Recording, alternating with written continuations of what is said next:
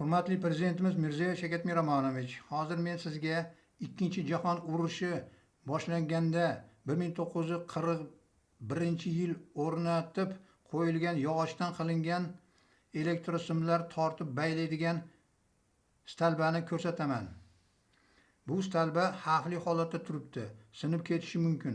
Hozir hech qayerda yog'ochdan qilingan stalbalar o'rnatilmaydi.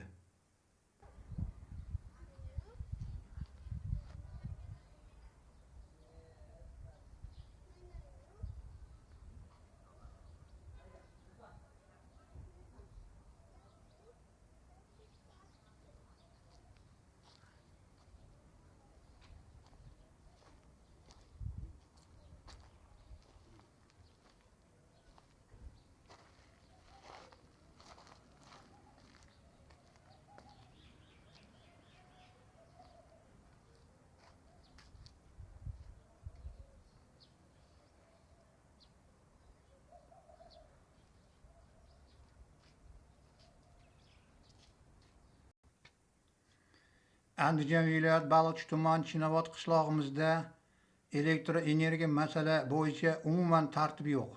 Telefon Beeline 91lik 620 40 02 raqam egasi Abdusalom Chinobod hududiy elektro tarmoqlari ta'minoti bo'lim boshlig'i qilib saylangandan beri elektroenergiyani xohlagan vaqtida o'chirib va xohlagan vaqtida yoqadi. Farqi yo'q. Terakni balki qimirlasa ham, shamol bo'lmasa ham yoki havo ochiq bo'lib yomg'ir yog'masa ham Chinobod xalqi yoqilgan elektr energiyaga pul to'lasa ham baribir elektr energiyani o'chirib odamlarni qiynaydi. O'zbekiston mustaqil bo'lganiga 34 yil bo'ldi. Chinobod qishloq odamlari Rossiya, Amerika va Yevropa davlatlariga o'xshab yaxshi yashash uchun yana 34 yil kutish kerakmi? Abdusalom o'zi aslida Chinobod qishlog'imizda emas, eski Haqlobod qishloqda yashaydi. Andijon viloyat va Baliqchi tuman hokimlariga davlat oylik to'laydi. Hech bo'lmasa davlat bergan oylikni halol qilib olsin. Lekin Baliqchi tuman hokimi Abdurayimov Jasurbek 500 ta sigir va novvoslar olib, teplitsa, parniklar, fermalar va baliqxonalar qurib, 30 gektar yer olib, balkim undan ham ko'proq yerlari bordir. O'zini o'zi boy qilish bilan ovora. Baliqchi tuman hokimi qaysi pulga oldi? O'zini oylig'igami? Hurmatli Prezidentimiz Mirziyoyev Shavkat Miromonovich, siz qancha qiyin bo'lmasin mahallalarni obod qilish uchun bog'cha, suv, yo'l, tibbiyot va elektr energiyani yaxshilash uchun 31,5 trillion so'm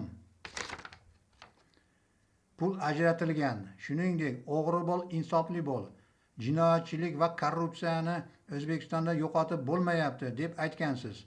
Hurmatli Prezidentimiz Mirziyoyev Shavkat Miromonovich, men sizning siyosatingizga tushunmay qoldim.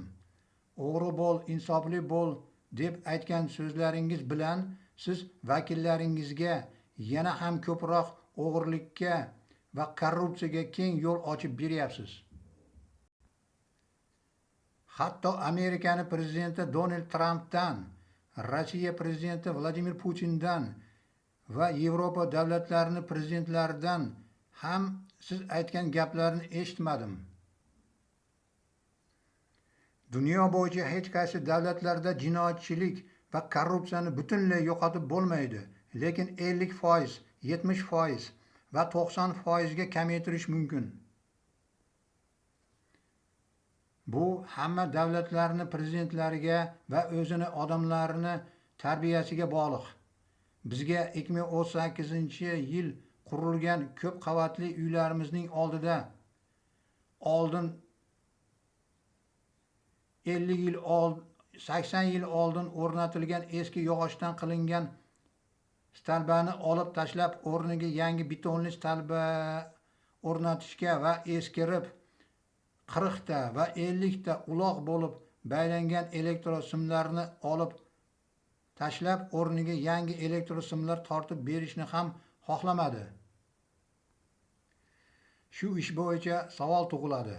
Yangi elektro transformatorlarni, elektro kabel simlar o'laydigan betonli stalbalarni va elektro hisoblagichlarni bozorlarga olib borishib, sotib yuborishyaptimikan?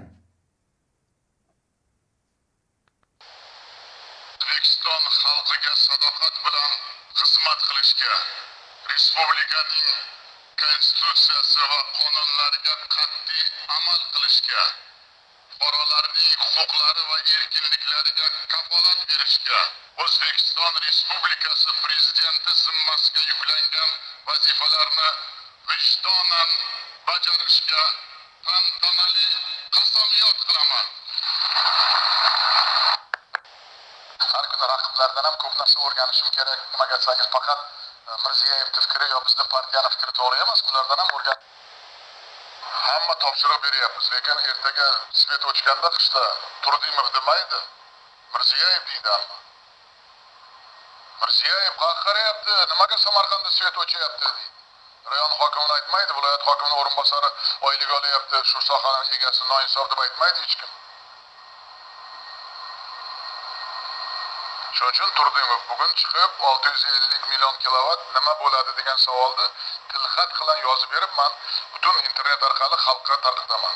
Men hokim bo'lib kafolat beraman, komanda bilan. Bo'lmasa, ana u mo'ningni bugun ishlab ketaman.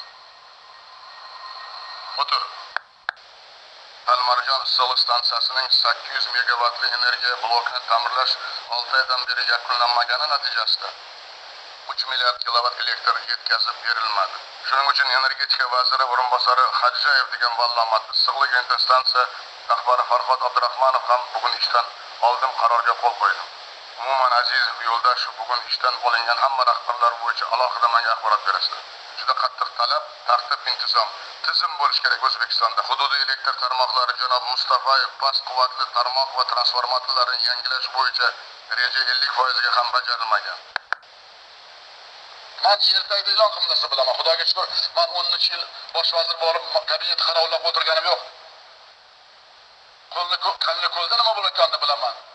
Boysunda nima qilganini bilaman. Qo'rg'ontepada qanday otni kim minganini ham yaxshi bilaman. O'rtoq Qo'chqorov o'zini pasostidagi o'zi yangi vazir, lekin u eski illat qolganlar hammasi pastda o'tiribdi, kalamushdan qolganlar. Ularni yo'q qilmagancha men bu odam bilan ishlamayman. Kecha aytdim. Senga 10 kun so'rab, hammasini haydaysan dedi.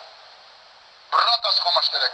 Yoshgina tajriba kerak emas. O'zi mana shu millat sevgan odam kerak. Qat'iy nazar qaysi millatdan bo'lishdan. Mamlakat sevgan odam kerak. Aytinglar menga, men yana nima qaror chiqaray? Aytinglar menga, men yana nima qilayin? Odamlar ishonishi uchun bizga.